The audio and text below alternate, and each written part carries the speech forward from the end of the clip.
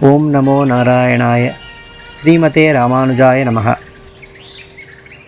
ஓடுவார் விழுவார் உகந்தாலிப்பார் நாடுவார் நம்பிரான் எங்குத்தான் என்பார் பாடுவார்களும் பல்பறை கொட்ட நின்று ஆடுவார்களும் ஆயிற்று ஆய்ப்பாடியே.